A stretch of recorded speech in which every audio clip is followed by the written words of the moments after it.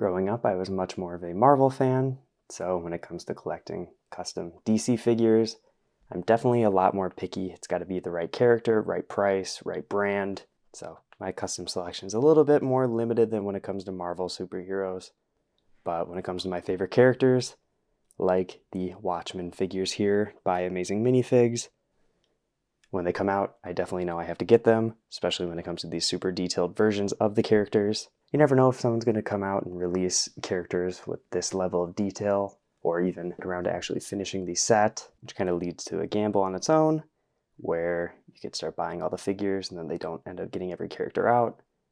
In the case of Amazing Minifigures here, I already have 3 out of 6 of the main members, and they just did the pre-order for Silk Spectre as well as Night Owl, so I got those locked down.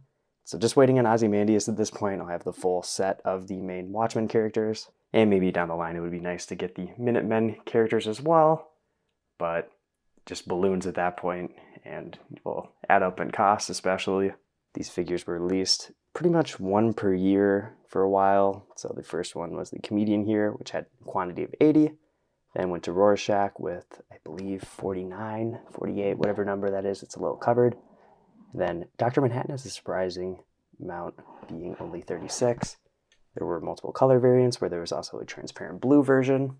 But that's something to keep in mind if you're going to collect these after the fact, like I kind of did, is that Comedian is going to have a higher amount, than these two right here are going to have a lower amount.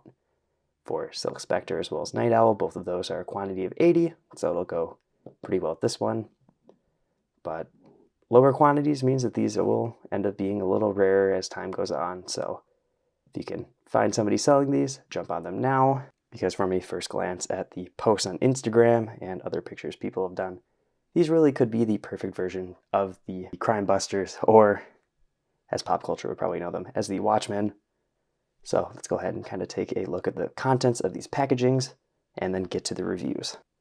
And design-wise and packaging-wise, these are going to be pretty inconsistent actually, with each of the cards on the other side having a different style, with Dr. Manhattan having a render of the minifigure, RoR Shack just having the mask design, and Comedian having what actually looks like a photo. RoR Shack's also included in that one. So it's a bit strange. RoR Shack's the only one that doesn't actually have a picture of the minifigure, since the other side of the card just has it right up, and Comedian has the larger packaging, plus, minifigure, alternative expression, an extra of the shoulder pads, and 3 molded guns.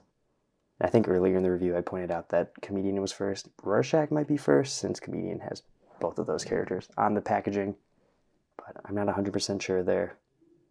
I should probably look, but we're already moving along.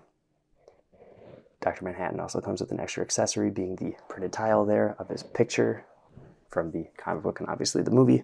So nice spread here. Obviously the Comedian's going to have a ton of accessories, and we'll take a closer look at everything on the stand during the reviews. Starting off with their newest figure and their most basic, just because it doesn't really have any molded accessories. Dr. Manhattan here features nice level of printing all around. And this figure is actually a spray painted plastic. This isn't an actual Lego color, and that's very noticeable. You take the head off or the legs off, the actual color pokes through. So interesting choice there. They probably could have just gone with one of the lighter blues and it would have worked just fine for me. The accessory here is that picture, as I kind of pointed out earlier. This might be UV printed instead of pad printed. It's a little bit hard to tell. Has some texture to it, which kind of makes me lean towards it as probably UV. And that's fine. It's just something thrown in, not a big deal. Holding it like that might be a little risky though, since the hand is going to be spray painted. So got to be careful with that. Don't want to do that too often, just because for a figure that's a bit expensive, you don't want to have it damaged in any way. Side of the torso has some of that black underwear continuing, arm muscles, which honestly some of the musculature and shadowing on this is a little too much for me. I think a more simple design would have been better. In their original renders for the character, it had nipples and they removed them, so at least they did that. Face might be a little low as well, which throws off the look a little bit. Do like the detailing on the face. I think that is pretty decent overall, but if it was just moved up a little bit more, I think it would have a better overall design. And like I already kind of mentioned with those muscle lines, the legs look a little weird too. maybe it is just that dark blue. If they didn't have it in this case, it might have been a better design to me, but hard to say since I can't see it both ways. And let's just see if there's anything on the inside of the leg. No, but it is still spray painted. Kind of an interesting design. You can see on the bottom of the hip piece there is some blue showing where the black is printed around it. And if you bend the legs backwards, it does break up the printing a bit.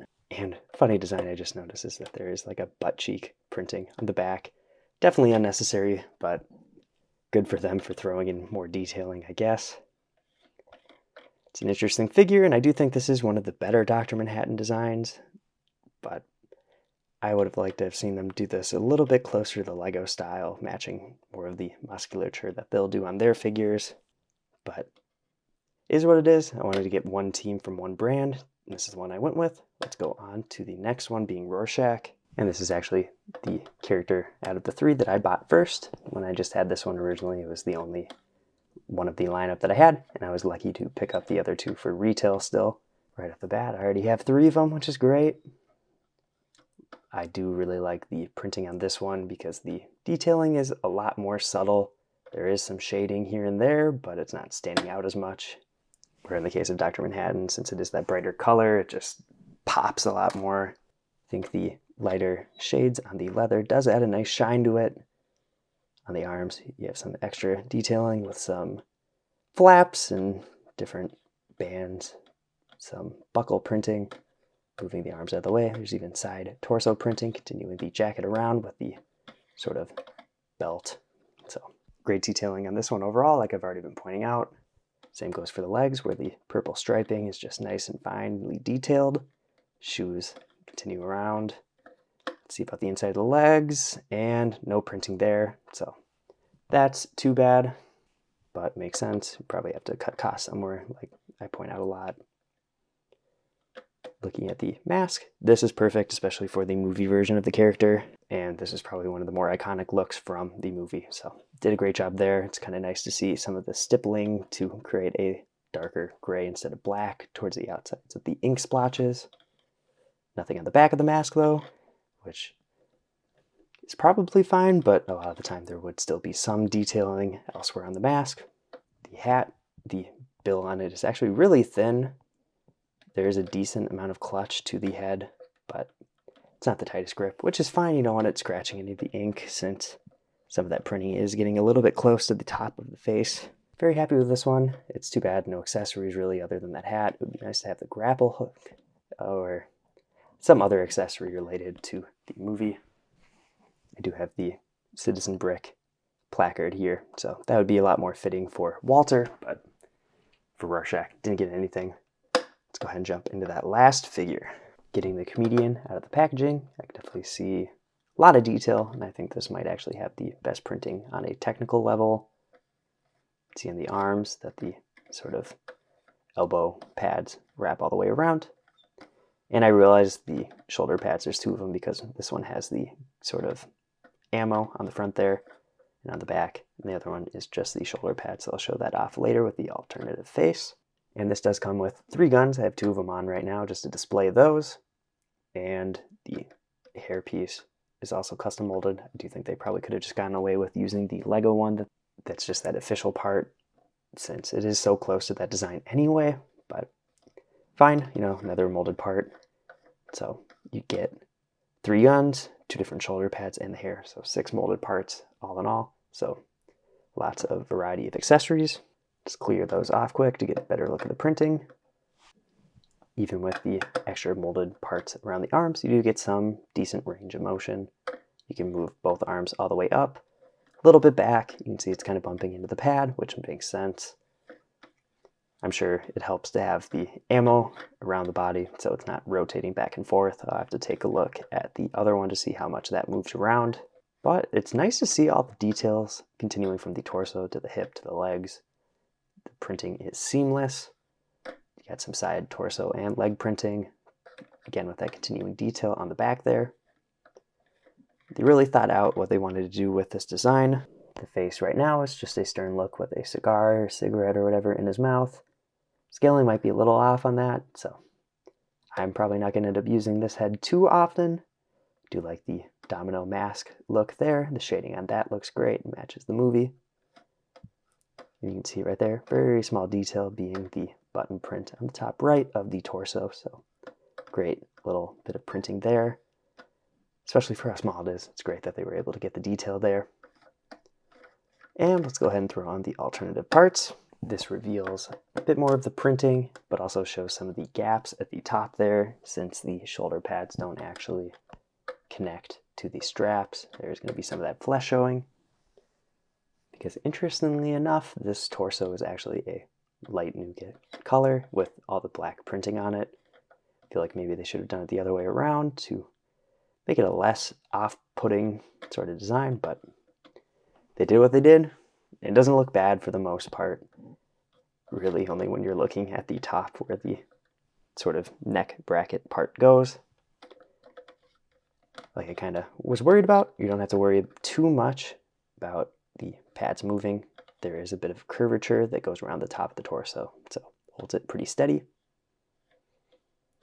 Bending the legs, there's a little bit of extra printing actually, so when the legs kind of get bent backwards, the printing still kind of sticks together. And same for the back. Obviously it's not going to be as noticeable there since it's just the anti-studs anyway. Look at all that fine line detailing, especially on the back. It's a lot easier to see the sort of vest printing. There's also the little buckles on the back, and all that little silver detailing is nice. I think the metallic shine, especially on the shoulder pads, looks good. And I think this definitely hits that balance of detailed printing. Obviously, since it is just black and some darker gray, it's not going to look super off-putting. And this is just a great likeness for the movie character, so they definitely were successful there. With all that being said, let's go ahead and get to the final comparisons and the final verdict. I'm very impressed with these figures, and it's kind of nice to see them next to other movie characters, whether it's by Phoenix Customs or by RoR Shack. It does match a lot of the level of detail of those types of brands. And for the most part, these are very definitive movie versions of the characters. There's a lot of printing and detail on them that will make them not really fit in with the comic crowd if you have any custom comic DC minifigures. And that's fine for me. You know, I love the comics and I also love the movies. I would love to get a collection of comic version of the Watchmen characters as well, but it's good to just be getting something. Like I already mentioned earlier, I do have Silk Spectre and Night Owl pre-ordered, so already 5 out of 6 are in production, just waiting on one more, so that'll be great when it comes out down the line. I would definitely recommend getting these if you're interested in the franchise, but it might be a little bit harder to track them down, especially for the 2 figures with the lower quantities. But keep an eye out on the Geek Exchange or just on Instagram. People are always selling stuff, and that's where I ended up getting the RoR Shack. Very glad to have gotten that one. If you want to see more custom Lego reviews or custom Lego videos overall, check out all the videos on my channel. I've been Brick Ratty Hop, and I'll see you in the next video.